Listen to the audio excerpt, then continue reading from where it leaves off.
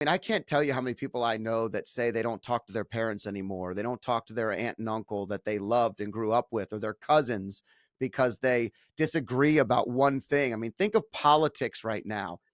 I mean, and how disconnected people are when it's really something that's internal. It's our own insecurities, our own challenges, our own, you know, emotional concussions holding us Yeah. back. Yep. And people take it personally, right? Everybody has an opinion on something.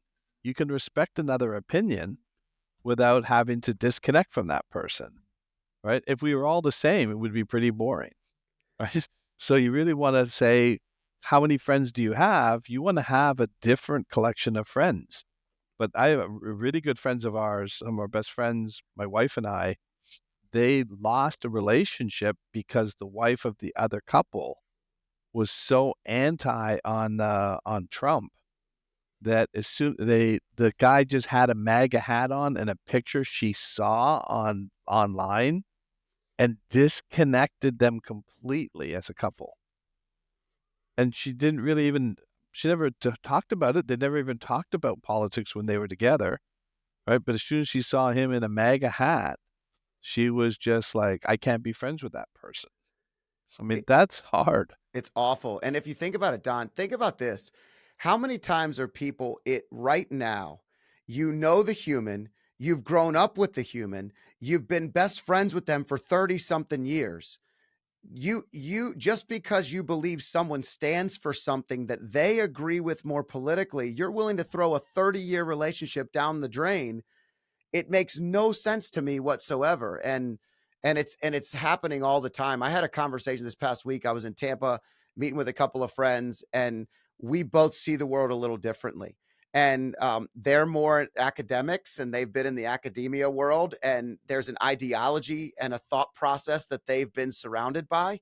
And I'm in the business world, and so, I understand the concept of breaking it and rebuilding it. Like, that's, if I come into your business, I've gotta come in and just kind of figure out all the things that are working and all the things that aren't, and I want to kind of rebuild it. And we had a conversation, and it was a awesome conversation because we all respect each other.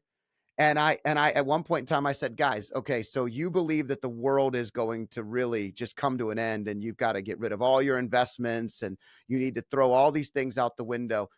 What if you're not right? What if you're just not right? Have you ever thought that you could be wrong?" I said, "I want you to understand. Take me, for example. In 2016, I started a brand new business, one that I was willing to invest in, and I didn't know who the president was going to be. In fact, Hillary Clinton was supposed to win that election enormously, and it didn't matter because I don't care who's winning. That is not impacting my decisions, my work, who I'm helping, how I'm helping them. And if we let these things take over us, we forget the very importance of politics is meant to be politics. It could be separate from us, but our human relationships, I'd rather be friends with someone that differs from me and learn from them than actually focus on what makes us different all the time. I think the key in that is the respect part. Is if they're respectful of my opinion and I'm respectful of their opinion, we'll get along fine. It's when it gets into disrespect. And I learned that my dad always said that to me. He goes, "You can disagree with me at any time with whatever I say, as long as you're respectful." And so we could present our argument, and if we were respectful, he'd listen. It doesn't mean he's going to agree with us, but at the same time, he would listen and he wouldn't accept disrespect. He goes, "That's where the conversation ends." So if you have friends who, they're a Democrat, you're a Republican, or vice versa, and you can respect their opinion and why they believe in that, right? You get along fine. And so this couple I was talking about, they're actually both the couple, one's Republican, one's Democrat, and they get along fine, and we get along fine with them because we're respectful. And I'm always willing to listen to the other side. But if you grew up with that, and that my dad, promoted that even in our own family, right? That's how you're trained. But if you grew up, and again, these come down to these emotional concussions, right? If you had parents that basically said, you cut off anybody who tries to oppose you, right? And they start talking about they hate this person and hate that person. You're going to grow up with that hate.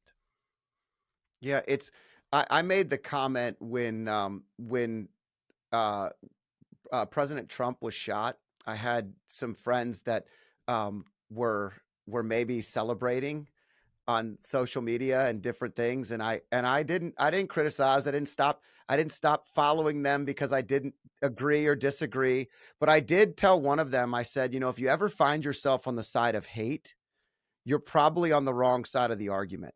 Meaning that if you're not open-minded enough to understand that there's probably more to this than you understand, you know, you're closing down. And if hate is what we're leading with, because whether you agreed or disagreed with the former president, whether you agreed or disagreed with anybody, I mean, a family member, if you don't actually empathize with where they've come from, who they are, what their story is, we don't know those things. And politicians, we think we know because the news tells us or because it's reported in the Times or the Wall Street Journal, but we only know what's being told to us. We don't know them and the whole story. And so I my comeback is always, if we find ourselves on the side of hate, I don't care which side you're on, you probably are on the wrong side of the argument. 100%. I agree with that. And again, it's coming down to what I talk about all the time is the atmospheric conditions, which we talk about with Joe all the time at Genius Network. If you understood the atmospheric conditions of a person's life, what they grew up with, you'd understand why they do and why they believe what they believe. And so that's where the respect comes in. I can understand if that's how they were raised and that's what they were, indoctrinated with, whether we agree with it or not, that's what they believe. And so I always use it as if you grew up and everything that you learned in math class was the same as me, except one calculation that 1 + 1 = 3. So let's just say I grew up and I was taught that. We will never agree on a calculation if 1 + 1 comes into the calculation. And I'll guarantee that I'm right. And you'll never convince me I'm not right because that's how I grew up and that's what I learned. And so how can you blame me for that? I'm wrong. It's I don't know I'm wrong, right? Because that's what I learned. But it doesn't mean you have to hate me. You can just understand I couldn't be any different if that's the knowledge I got. It's also a lose-lose. It's sort of like watching your best friend's spouse cheat on them and then being the person to go tell them. You're never going to win in that scenario. It's an awful place to be.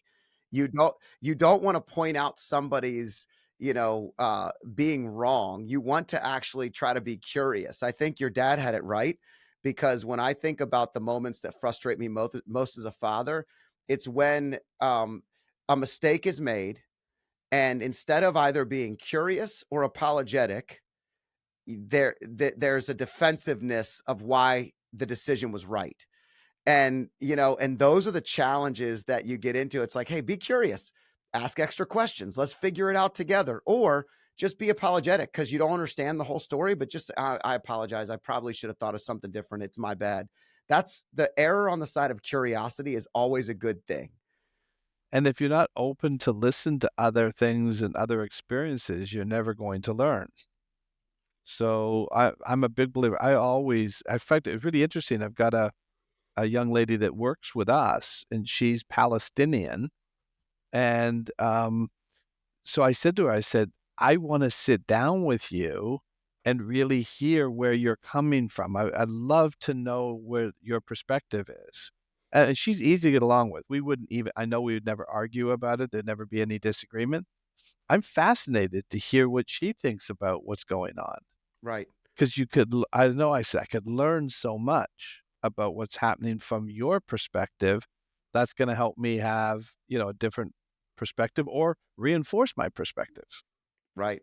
And especially when it's open-mindedness and curiosity versus hatred. If I'm arguing a point and my argument is you should die if you're not X, then it's very difficult for me to listen to your perspective. But if your perspective is, I understand that there are two sides to this argument and I don't really understand all the complexities around it, let me try to become curious and understand why or why not it's important to you or me. If you like clips like this, I have a similar clip here, And if you want to watch the full video, click here.